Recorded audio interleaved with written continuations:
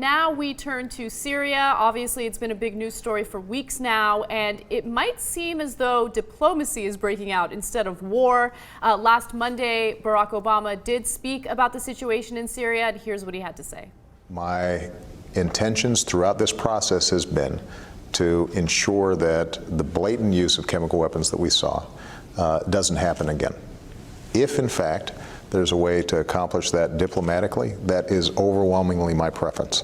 I have instructed John Kerry to talk directly to the Russians and run this to ground. And if we can exhaust these diplomatic efforts and come up with a formula that gives the international community a verifiable, enforceable mechanism to deal with these chemical weapons in Syria, then I'm all for it. But we're going to have to see specifics. And I think it is reasonable to assume that we would not be at this point if there were not a credible military threat standing behind the norm against the use of chemical weapons. Now, Obama did give a speech after that on Tuesday, and he did say that there might be a diplomatic solution to this problem. We might not have to actually launch missiles into Syria, which makes me happy. Now, as you guys know, Russia has been a very long-time ally of Syria, and they have come up with a deal. And the deal is that Syria's government has to give up all of their chemical weapons as a way of avoiding the U.S. getting involved in this situation. Now, the question is Bashar al-Assad actually going to give those weapons up to the United States? And are we really preventing any type of war from breaking out? Kelly, first question goes to you. Was this Obama's plan all along, or do you believe that he's been wanting to, launch those missiles in Syria? I don't know if he's been wanting to launch missiles. I mean, I think this is how it works. You have a big stick over here, and then you have someone talking softly over here. So, it's good cop, bad cop, and they're playing that. So, and it looks like how it's unfolded. Today everyone's saying that America's weak because Putin's now in charge of everything and leading the discussion, which Who's is everyone. Well, Fox News. Yeah. Fox News is stupid. Yeah. I think that this is one of those rare cases where democracy works just a little bit, right? Because the American public does not want to get involved in Syria. And yeah. I think that Americans have put a lot of pressure on Obama and his administration to not get involved in that situation. And I think it's important that you say to someone who's got chemical weapons and who's been using them, stop that. You can't do that. And I think that you do need people to come in and take those things out. I mean, at least there is weapons of mass destruction in this situation. I mean, at least we know that there's actually something there that we are taking a stand against, unlike in Iraq when we were pretending. So that's good. But it drives me crazy because clearly we've been watching this for years, what's going on in Syria. They've done a lot of different things. They've armed the rebels. They've trained them. They've been putting diplomatic pressure on them. They've been doing humanitarian aid. They're doing all of this stuff. And I think it did come to a point where the big line had to be drawn. And here we are now that maybe it is going to work out. Maybe we will be able to talk our way through this. Well, the irony, though, is that 100,000 people, more than 100,000 people have been killed already. Then these 1,000 people got killed by gas, and then Obama set the red line, sure. But now Assad is going to stay in power, and he can kill another 100,000 people just using old-fashioned weapons. So our rhetoric got ahead of us because maybe Kerry shouldn't have been comparing Assad to Hitler all week, because now it looks like we're just leaving Hitler in power. And I say that as someone that's been completely against this war the entire time. But we've created a situation where it looks like the Russians basically used our military to gain influence. And I thought Obama was kind of eating crow last night a little bit. And I think that's fine because we didn't get into an unnecessary war, and I'd rather be humbled. Yes. I'd rather be humbled than in another war. Absolutely. But I think we made some serious mistakes here. I mean, just the idea that this whole thing is predicated on John Kerry basically making a mistake when the reporter asked him, how can you get out of this? And he was like, well, I guess if they gave, and that's became our policy. Also, Obama was going to lose the vote in Congress. So this is a huge out for Obama. Of course, Congress doesn't have to vote on it. I think it's the American system at work. Yeah, and I think Obama played it wrong from the very beginning, especially when he drew the line at chemical weapons. And Dana, next question goes to you. I mean, why do you think it is that chemical weapons have such a bad rap in comparison to all the other weapons that the Syrian regime has? Well, I think the specific theory behind chemical weapons is that there is a moral element of they are much easier to create, control, and use than nuclear weapons. So they're much less regulatable. There's an abhorrence to what they do. And yes, killing 100,000 people with a nuclear weapon, killing 100,000 people with a cluster bomb, and killing 100,000 people with sarin gas, 100,000 people died. But there's an innate revulsion towards chemical weapons, and they don't want them out on the market. You know, we've seen what the sarin gas attack did in Tokyo in the subway, and we're trying to put a cap on this. And there has been a rule of we don't. It's the same with nuclear weapons. We don't. We do it, but we don't want people using chemical weapons against. You can. We don't want people using chemical weapons. We don't want to let that genie out of the bottle.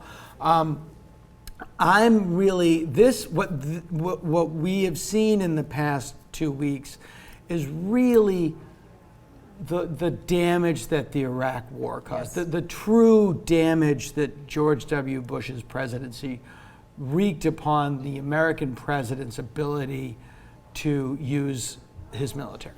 His or her military. And as a citizen too, I mean, my own moral thing about well, I just don't want to get involved in anything anymore. Right. When I would be saying, we need to do something about this asshole who's a lot of doing the people this. that are complaining that Obama was going to be using, a lot of the people that were complaining that Obama was going to be firing missiles into Syria were 3 weeks ago complaining that the people in Syria were being killed and we weren't doing anything about it.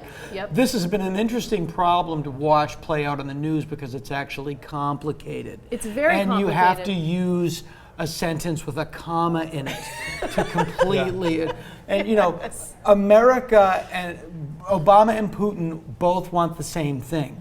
They don't want the Assad regime to tumble immediately because they're both afraid of the vacuum. Yep. They're both afraid of what's going to happen after he's gone. The Russians don't want that spilling out of the borders of Syria. The Americans are afraid of what's going to come into place, as we've seen in not in Jordan, but in Egypt. Yeah, in Egypt. Egypt was another of the ginormous problems with the Bush regime, the George W. Bush presidency. Just let people vote, and they will vote for a Jeffersonian democracy. It's like, no, a lot of times. Not the first time. Yeah, angry Maybe hurt for 200 people. years. They.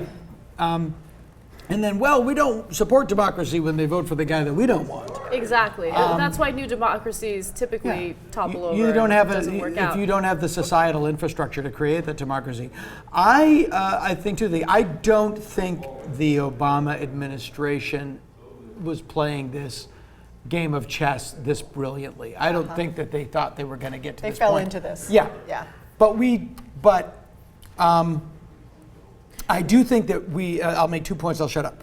I do think that the only reason we are having effective diplomacy is because of the threat of force. I mean, the people that were just saying, just give peace a chance. People give peace a chance all the time. No one ever takes it. It's just put 3 people in a room and 2 people are going to hate 1 people. 1 people. That's human nature. People tend not to give peace a chance for a very good reason. The man who wrote the words "give peace a chance," let's all remember, died violently. Yes. But and just the last point, what happened with Kerry and the Russian defense minister? Now that does smack of something that was orchestrated, much in the way. Can you elaborate on that a little for the audience? Yes. So they know what you're talking about. I would not be surprised to learn that there were back-channel negotiations that were floated. This is by the Soviets, by the Russians. I keep calling them the Soviets. What can we give you? We both want the same thing. We don't want a power vacuum. What do you need? Well, what if we did that? And the Russians would say, well, what if we got him to get rid of his chemical weapons? Would that withhold this? Then that goes back. And then so in an interview, Kerry says this thing that he knows he's supposed to say. And then they pick up on it. Right. And the Cuban Missile Crisis was solved because Robert Kennedy met I believe it was Brink, and they came up with a deal that we will quietly take our Jupiter missiles out of Turkey, and you will tell Castro to take the missiles out of Cuba. And then it was played as if there were 2 letters sent, but the whole thing was done behind the scene, and then they play it out. That's how these things happen all the time. Dave, I'm Yeah, going to can let I you just have the say last word. Go that the idea, though, that this has come to a peaceful resolution is sort of bonkers, because all we've done now is given this back to Russia. Originally, we didn't go to the UN because we knew Russia was going to block the resolution in the first place. So now we're going to have UN weapons inspectors, which never works in the first place, and they're supposed to go into a place where there's a civil war going on and get the weapons out. Literally thousands of tons of hugely deadly weapons. I mean, how are they going to take them out? In a truck, and they're going to drive them to Lebanon where there's terrorists waiting to blow them up? So I don't know that this is any sort of resolution as much as it just stopped America from attacking. But in terms of for now, But exactly. you were I think that's but you were very also important. against the attack. I was against the attack, Yeah. but I'm just saying I don't know that we did anything here other than just talk Yeah. ourselves And that's a into whole doing other nothing, can and of worms. that's something. But the idea that this is some sort of resolution, this is the that's- end. Yeah, Yeah. All right, we I'm got just curious what you think we should be done.